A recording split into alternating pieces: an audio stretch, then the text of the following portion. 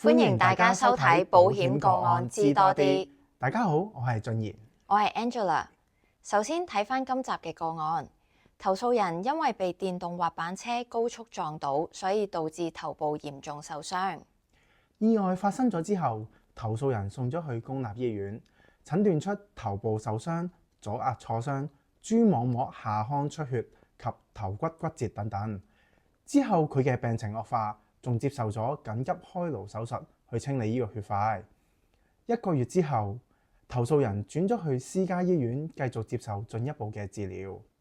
投訴人喺私家醫院住咗2個幾月，住院費用接近115萬，保險公司幫佢安排咗住院免找數，但其中13萬由臨床心理學家進行嘅認知評估同訓練費用，保險公司就話唔包。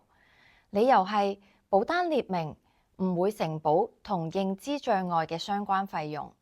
投訴人唔同意，於是就向保險投訴局投訴。咁俾3秒大家時間估下，今次嘅投訴成唔成功呢？今次嘅投訴結果係成功嘅，關鍵就在於保單條款對不保事項嘅理解。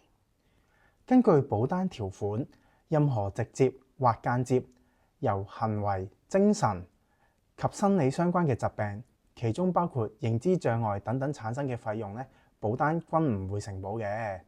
就咁表面睇，保險公司拒絕賠償今次嘅認知障礙訓練費用，好似好合理。但係投訴委員會調查時，經投訴人嘅主診醫生證實，佢嘅認知障礙係因為意外導致頭部嚴重創傷所引致嘅，而唔係因為佢本身嘅心理或者精神疾病所引致。而且認知訓練對佢嘅康復進度有非常大嘅幫助。所以投訴委員會認為，雖然投訴人嘅狀況涉及呢個認知障礙，但係呢個問題嘅根源係嚟自於意外創傷，並唔符合不保條款入面嘅由精神、行為或心理疾病而引起嘅情況。因此，呢個不保事項條款並唔適用於今次嘅個案。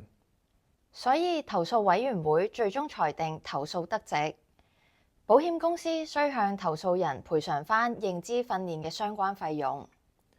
如果大家想知道更多有關於保單條款入面不保事項嘅資訊，歡迎 inbox 或者留言俾我哋啦。